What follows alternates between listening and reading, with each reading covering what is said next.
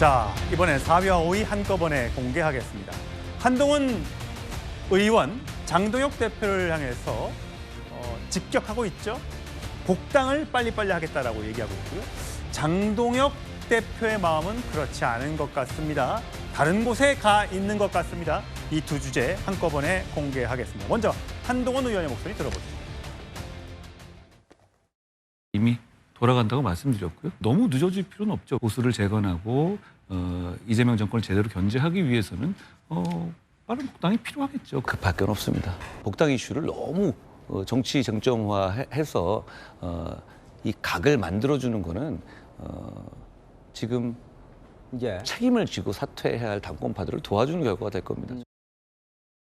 자, 장윤미 대변인. 지금 복당을 대하는 한동훈의 자세라는 제목을 달아봤어요. 저희 채널에 나와서는 당선 직후에 복당 서두를 필요 없다라고 얘기해서 좀 시간을 갖고 추진하려나 보다라고 생각했었는데 지난 10일 날 민심의 시계에 맞추겠다. 그리고 어제는 보수 재건과 이재명 정부의 견제를 위해서는 빠른 복당이 필요하다. 이미 복당 의사를 전했다라고 했습니다. 사실 마음이 조금 급할 수도 있어 보이고 지금 국민의힘의 지도부 체계가 굉장히 좀 어떻게 보면 오합지졸 신임을 못 받고 있고 국민의힘 내부 구성원들한테도 언제 내려와야 되지 않겠느냐라고 의견을 모아야겠다.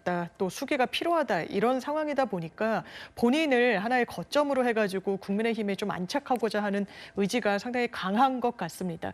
다만 최근에 국민의힘 내부에서 치러졌던 원내대표 선거에서 김도읍 경쟁자와 달리 정점식 선출된 신임 원내대표는 복당에 대해서는 비교적 좀 시간을 두고 해야 된다. 좀 부정적인 기류가 강했는데 그런 의견을 알고 있음에도 불구하고 그 국민의힘의 의원들이 정정식 의원을 원내대표로 선출을 했거든요.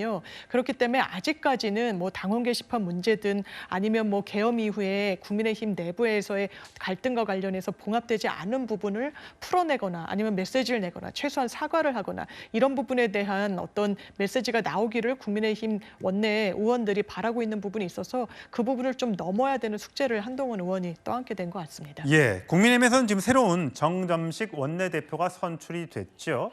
그럼에도 불구하고 이 당대표 또 당 지도부에 대해서 이 지방선거 패배에 책임을 져야 한다. 그런 책임론이 불이 붙고 있는데 곧 이제 의원총회가 열린다고 하니까요. 그걸 좀 지켜보셔야 할 것 같은데 과연 복당에 대해서 의원들은 어떤 생각을 하고 있을까요? 들어봤습니다.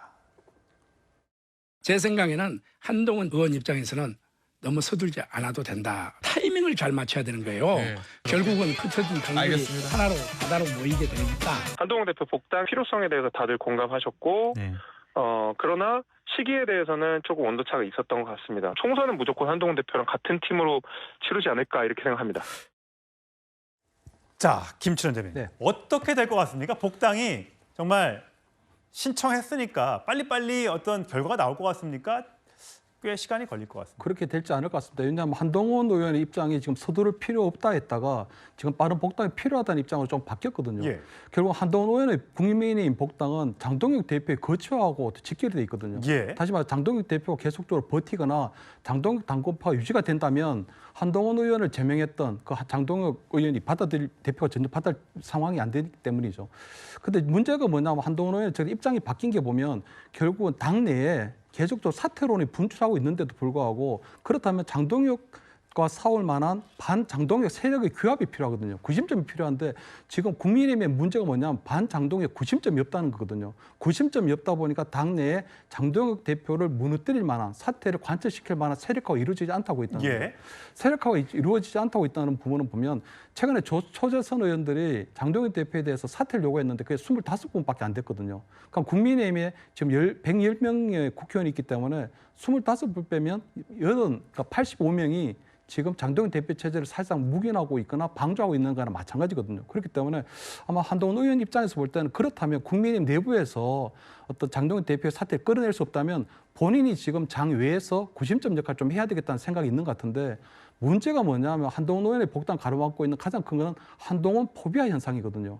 예를 들어 한동훈 의원이 복당하게 되면 차기 전당대에 출마할 것이고 당권을 잡게 되면 아마 영남권 의원들은 다음 총선에서 대부분 다 공천 물가를 할 것이다. 한 이런 엄청난 한동훈 포비아가 있는 거거든요. 그런 것들이 영남권 의원들을 장동혁 대표 중심으로 뭉치게 하는 부분이 있고 또 차기 지금 당권 주자나 대권 주자들도 보면 한동훈 의원의 복당이 그렇게 썩 반갑지는 않거든요.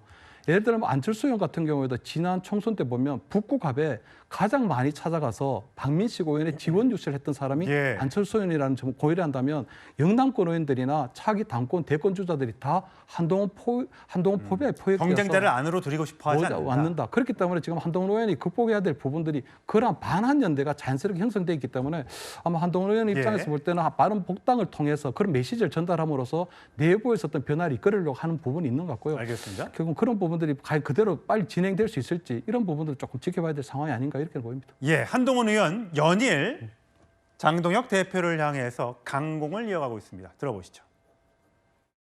장 대표 덕분에 선전한 것이 아니라 객관적 데이터 장 이런 얘기 대표 하더라고요. 장 대표가 있음에도 불구하고 선전한 것이죠. 저는 그렇게 초보적 왜곡을 하면 웃음거리밖에 되지 않는다라고 생각해요. 화이팅! 고맙습니다. 장동혁이 왜 안 물러나요?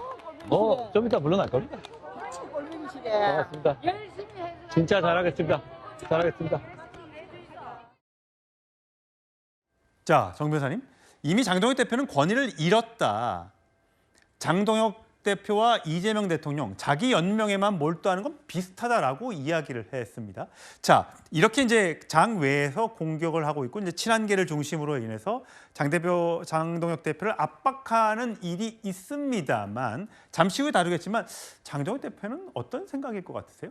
일단은 장 대표는 자기의 정치적인 생명을 위해서 계속 당대표에 남아있고 싶어하는 것 같다는 그런 생각이 드는데 오히려 그런 태도가 본인의 정치적 생명을 더 갉아먹고 있는 것이 아닌가 그런 생각이 듭니다. 왜냐하면 지난번 지선에서 국민의힘 패배한 거는 사실 아니겠습니까? 그것도 그냥 패배가 아니라 참패한 거잖아요. 그다음에 작년에 당대표 선거에 출마했을 때 명시적으로 분명히 장동혁 대표 뭐라고 이야기했느냐. 이번 지방선거에서 패배한다라고 하면 그러면 대표직에서 물러난다라고 이야기했어요. 예. 그게 그다음에 상식 아니겠습니까? 지금 국민의힘의 가장 큰 문제는 상식이 없는 정당 아닌가 그런 생각이 들고요. 그다음에 특히 이번 선거 중에서도 부산 북갑 선거의 의미는 무엇이냐. 한동훈 제명에 대한 심판이었단 말이에요. 왜냐하면 한동훈 제명에 대한 심판이 두 가지로 있을 수가 있는데 하나는 사법적 심판이 있을 수 있고요. 또 하나는 정치적 심판이 있을 수 있는데 만약에 한동훈 그 의원이 가처분을 낸다든지 아니면 그 소송을 제기했고 거기에 대해서 배현진 케이스나 김종혁 케이스처럼 법원에서 한동훈 손을 들어줬다라고 하면 그거는 사법적 심판이 됐겠죠. 하지만 한동훈은 사법적인 방법을 택한 게 아니라 정치적 방법을 택한 거고 예. 그다음 부산 북갑에서 살아 돌아오지 않았습니까? 예. 장동혁이 그렇게 저지하려고 했음에도 불구하고 살아 돌아왔고 당선됐으니까 이미 그 제명에 대해서는 어느 정도 정치적인 심판이 이루어진 것이 아닌가 저는 그런 생각 들고요. 제일 중요한 건 뭐냐면은 내후년에 있을 총선에 누가 도움이 되겠습니까? 장동혁 대표가 도움이 되겠습니까? 이번 지방선거에서 장동혁 대표는 나오지도 못했어요. 그러니까 박근혜 전 대통령이나 이명박 전 대통령이 오히려 대타로 나올 수밖에 없는 그런 상황 아니었겠는가. 내후년이라고 달라지겠습니까? 제 생각에는 장동혁 대표가 물러나는 것은 시간 문제이고 본인이 스스로 빨리 결정하는 게 본인에게도 유리하고 그다음에 국민의힘에게도 유리하지 않을까 저는 그렇게 생각하고 있습니다. 예.